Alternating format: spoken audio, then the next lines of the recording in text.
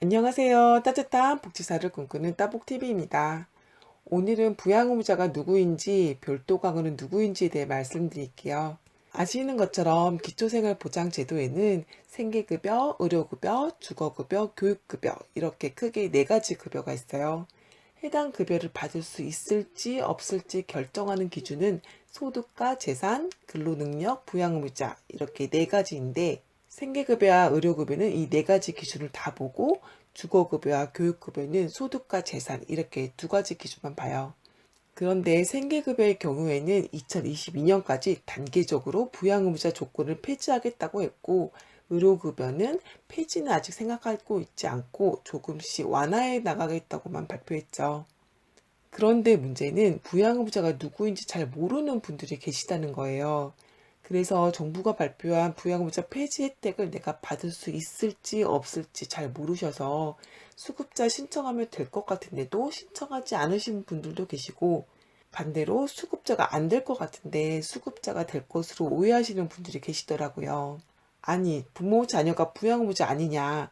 자녀와 결혼한 사이랑 며느리도 부양의무자라고 알고 있다. 이렇게 간단한데 왜 부양의무자가 누구인지 모르냐? 이렇게 생각하실 수도 있어요. 그런데 이건 부모 자녀가 따로 살았을 때를 말하는 거고 같이 살면 부양의무자가 아닐 수도 있거든요.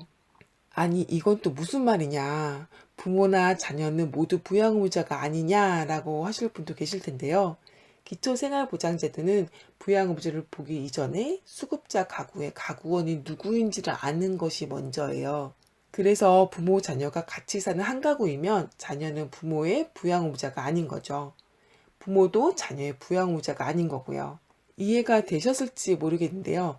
아무튼 기초생활보장제도에서는 가구원이 누구인지가 굉장히 중요한 개념이에요. 그럼 한 가구는 뭘 말하냐? 이건 생계와 주거를 같이 하는 사람을 말하는데요. 그래서 사실혼 관계라고 해도 같은 가구원이라고 봐요. 또 30살 미만의 소득이 없는 미혼 자녀는 따로 살아도 한 가구원이라고 봐요. 그래서 자녀가 대학에 다니느라 멀리 떨어져 산다고 해도 같이 산다고 보는 거죠. 제가 예를 한번 들어볼게요. 여기 아버지, 어머니, 아들 이렇게 세 명이 사는 가정이 있다고 해봐요. 부모님은 매달 기초연금 48만 원을 받으시고 미혼인 아들은 월급 300만 원을 벌고 인천에 있는 아들 명의의 1억짜리 전세에 살고 있어요. 아버지와 어머니 소득과 재산, 근로능력이 다 없지만 아들 수입이 많아서 올해 이 가족은 수급자가 안 되는데요. 내년에 노인가구 부양의무자 기준이 폐지되면 수급자가 될 수 있을까요? 이런 경우는 아들이 부양의무자가 아니라 부모님과 한 가구라서 수급자가 될 수 없어요. 아까 제가 부모와 같이 사는 자녀는 부양의무자가 아니라 한 가구원이라고 말씀드렸었죠. 아들이 많이 벌긴 하지만 아들도 자기 살기 바빠서 부모님이 손 벌리기 미안할 텐데 기초생활보장제도에서 이렇게 정해놔서 어쩔 수가 없어요. 그럼 이런 경우는 수급자가 어떻게 될 수 있냐? 부모님이 아들과 따로 살아야 수급자가 될 수 있어요. 만약 부모님에게 생활비나 병원비가 많이 들어간다 하면 대출을 받아서라도 따로 사는 것이 나을 수도 있어요. 그럼 부모님 앞으로 생계급여, 의료급여, 주거급여가 나올 테니까 훨씬 낫겠죠. 제도가 이렇다 보니 자녀가 부모를 모실 수 없게 만들어 놓은 것 같아서 아쉬운 마음이 들어요. 전 결혼하지 않은 자녀와 같이 살아도 부양의무자 기준을 폐지했으면 좋을 것 같아요.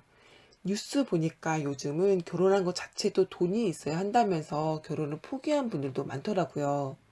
자기 노후 준비도 만만치 않을 텐데 부모님이 결혼하지 않는 자녀와 한 가구가 되면 부모님이 수급자 되기가 어려워서 부모님의 생계비, 의료비, 주거비 되느라 힘들 수도 있어요. 이러면 자녀 입장에서는 결혼하지 않는 것도 속상한데 더 속상하지 않을까 싶어요. 제게 많이 하시는 질문이 또 하나 있는데요. 바로 자녀가 취업하면 수급제에서 탈락하는지에 대한 부분이에요. 여기 제일 끝에 있는 만 18세에서 34세